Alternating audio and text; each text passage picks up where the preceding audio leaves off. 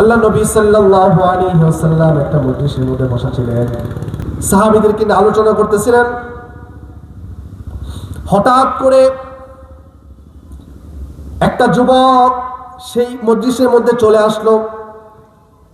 তার মাথায় ছিল কালো চুল, ধবধবে সাদা কাপড় পরে আল্লাহ নবী সাল্লাল্লাহু আলাইহি ওয়াসাল্লামের সামনে বসে পড়লেন হাঁটু গেড়ে। বসে আল্লাহ নবী সাল্লাল্লাহু আলাইহি ওয়াসাল্লামকে চারটা প্রশ্ন করলেন। কয়টা? আল্লাহ নবী সাল্লাল্লাহু আলাইহি ওয়াসাল্লামকে চারটা প্রশ্ন করলেন। তার মধ্যে প্রথম প্রশ্ন হলো মাল ঈমান, ঈমান কি? আল্লাহ নবী সাল্লাল্লাহু আলাইহি ওয়াসাল্লাম বলেন, আমানতু বিল্লাহি কামা হুয়া বিআসমাইহি ওয়া সিফাতিহি ওয়া ক্বাবিলতু জামিআ আহকামিহি ওয়াল কদরি খায়রিহি ওয়া শাররিহি মিনাল্লাহি তাআলা ওয়াল বাসি বাদাল মাউত। সুবহানাল্লাহ। ঈমান হলো আল্লাহ তাআলাকে বিশ্বাস করা। আমাদের রব একজন, নিঃসন্দেহে আমাদের রব হলো একজন। লা ইলাহা ইল্লাল্লাহ, আল্লাহ ছাড়া কোনো ইলাহ নাই। আল্লাহ তাআলাকে বিশ্বাস করা, ফেরেশতাদেরকে বিশ্বাস করা, কোরআনকে বিশ্বাস করা, এবং পৃথিবীতে যত নবী এসেছেন সমস্ত নবীকে বিশ্বাস করা, এবং কবর জগৎকে বিশ্বাস করা, কবরের সওয়াল জবাব হবে সেগুলোকে বিশ্বাস করা, এবং রিজিকের ব্যবস্থা একমাত্র আল্লাহ তাআলা করেন সেটাকে বিশ্বাস করা।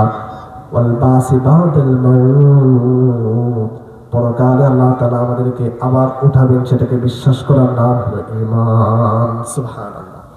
যেমন সুন্দর প্রশ্ন তেমন সুন্দর উত্তর। সাহাবীরা অবাক, কি রে হঠাৎ করে একটা লোক আসলো, এসে আল্লাহ নবীজিকে প্রশ্ন করতে শুরু করলো। সাহাবীরা অবাক হয়ে তাকিয়ে আছেন।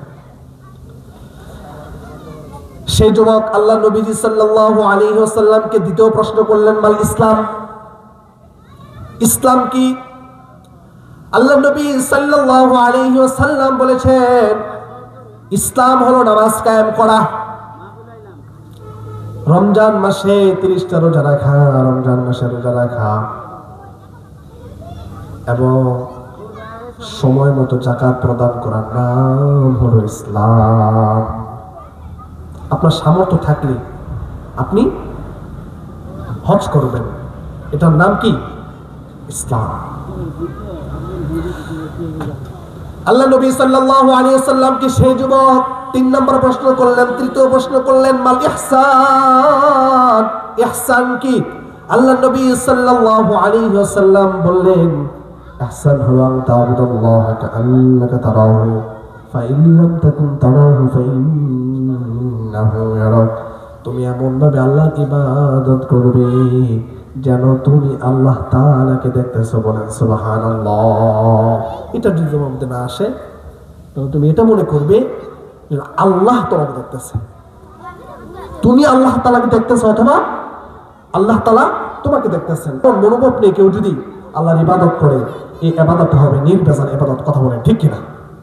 এজন্যই বলা হয় ইন্নাস সালাতা তানহা আনিল ফাহশাই ওয়াল মুনকার, নামাজ সমস্ত মানুষকে সমস্ত অশ্লীলতার কাছ থেকে বিরত রাখে। কথা বলেন ঠিক কিনা? এই হাদিস এবং এই আয়াতের সাথে আপনি মিলান, উত্তর এখানেই পেয়ে যাবেন। এমন ভাবে আল্লাহর ইবাদত করার জন্য আল্লাহ তোমাকে দেখতেছেন। আপনি যখন নামাজে পড়ে চা খেতে যাবেন, দোকানের মধ্যে যখন সিনেমা চলবে, আপনি টিভির দিকে তাকাবেন না, কারণ আল্লাহ তাআলা আমাকে দেখতেছেন। কথা বলেন ঠিক কিনা? আপনি যখন সুদ খেতে যাবেন তখন আপনার এই চিন্তা মাথার মধ্যে আসবে, আল্লাহ আমাকে দেখতেছেন। আপনি যখন ঘুষ খাইতে যাবেন, মানুষের উপর আপনি যখন অত্যাচার করতে যাবেন, মানুষের হক যখন আপনি মারতে যাবেন, তখন আপনার মধ্যে এই চিন্তা চলে আসবে, আল্লাহ আমাকে দেখতেছেন। সুতরাং আল্লাহ তাআলা আমাকে দেখতেছেন এমন মনোভাব নিয়ে কেউ যদি আল্লাহর ইবাদত করে, সেই ইবাদতটাই হবে নির্ভেজাল ইবাদত, এবং তার নাম হলো ইহসান। সুবহানাল্লাহ। চতুর্থ প্রশ্ন করলেন, কিয়ামত কখন হবে? আল্লাহ নবী সাল্লাল্লাহু আলাইহি ওয়াসাল্লাম বলেন, আমার চাইতে বেশি যে ব্যক্তি প্রশ্ন করেছে সে ভালো জানে। অর্থাৎ যে ব্যক্তি প্রশ্ন করেছে সে যেমন জানে না, আল্লাহ নবী সাল্লাল্লাহু আলাইহি ওয়াসাল্লাম জানে না কখন কিয়ামত হবে। এই বিষয়ে জানেন কি? কথা বলেন, জানেন কি? তবে আল্লাহ নবী সাল্লাল্লাহু আলাইহি ওয়াসাল্লাম কিয়ামতের কিছু আলামত বর্ণনা করে দিয়েছেন। দাসী তার মনিবকে জন্ম দিবে, শুধু তাই নয়, নগ্নতা বেড়ে যাবে, মানুষ গুনাহ করবে, গুনাহকে গুনাহ মনে করবে না, অথচ সেটা কবিরা গুনাহ হয়ে যাবে। এটাই হলো কিয়ামতের আলামত। কথা বলে ঠিক কিনা? নারীরা নেতৃত্ব দিবে, মূর্খ মানুষ নেতৃত্ব দিবে, এটা হলো কিয়ামতের সবচেয়ে বড় লক্ষণ। কথা বলে ঠিক কিনা? বর্তমানে তাই হচ্ছে, মূর্খরা সমাজে নেতৃত্ব দিচ্ছে, আর শিক্ষিত মানুষের কোনো ভ্যালু নাই। যার টাকা আছে সব আছে। আপনার একটা ফ্ল্যাট বাসা আছে 5 তলা, আপনাকে সবাই সেলুট দিবে, সালাম দিবে, অথচ আপনি সালামটি ভালো করে জানেন না। আপনার টাকা আছে, আপনাকে মানুষ রাস্তা দিয়ে চললেই সালাম দিবে। টাকার ক্ষমতা হলেই মানুষের সম্মান, যোগ্যতার কোনো সম্মান নেই, শিক্ষাগত যোগ্যতার কোনো সম্মান নেই। এটা হলো কিয়ামতের সবচেয়ে বড় লক্ষণ। কথা বলে ঠিক কিনা? আল্লাহ নবী সাল্লাল্লাহু আলাইহি ওয়াসাল্লাম এই প্রশ্নগুলো জবাব দেওয়ার পর সেই ব্যক্তি উঠে যাওয়া শুরু করলো। সাহাবীদেরকে 2 জন বা 3 জন সাহাবীদেরকে আল্লাহ নবী সাল্লাল্লাহু আলাইহি ওয়াসাল্লাম বলে, যাও দেখে আসো লোকটা কোথায় গিয়েছে। সাহাবীরা পিছু ধরলেন, হঠাৎ করে দেখলেন লোকটা উধাও হয়ে গেল।